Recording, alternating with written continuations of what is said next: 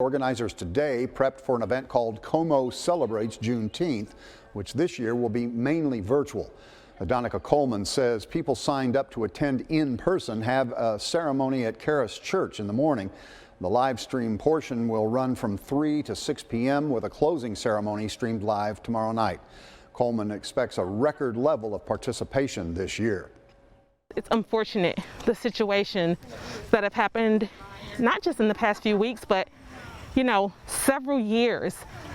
But we do feel like it presents us with an opportunity.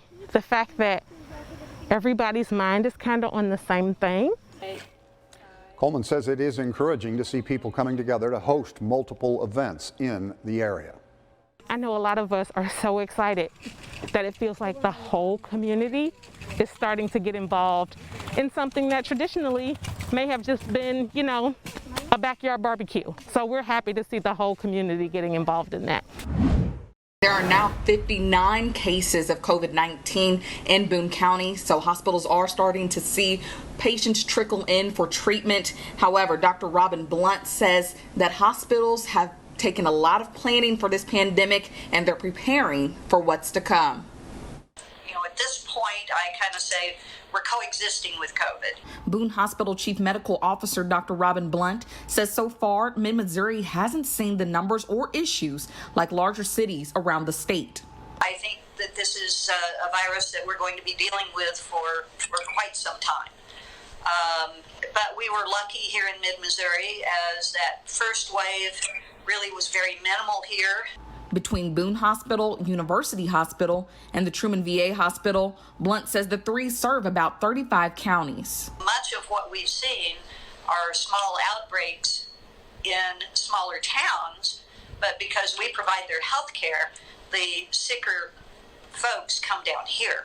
Of patients that have required hospitalization, Blunt says only a few are from Boone County. The ones from rural areas that we've seen have been associated with a work environment, so meat processing plant, hog farm, some things like that. Blunt says the hospitals have the capacity to take care of all patients.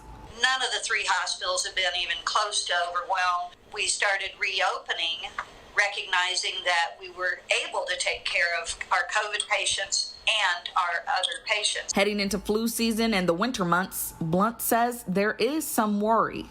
How do you distinguish flu from COVID? What happens when you have somebody that has both? We talk to each other regularly. We're keeping track of everyone's capacity, how many patients they have, are they on ventilators, etc. Again, we've been pretty fortunate here in Mid-Missouri, but that doesn't mean that won't change. So we have to be ready.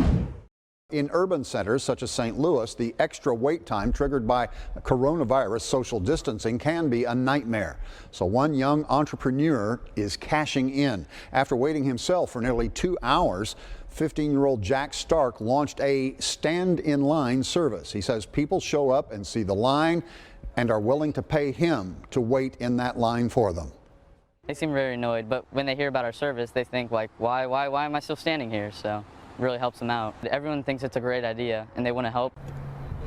Jack gets $20 for the first hour and then $10 for each additional 30 minutes. Customers can leave and his crew will notify them when their turn comes up so they can return in time. There are 10 license offices around the city and Jack and his team will travel to any of them.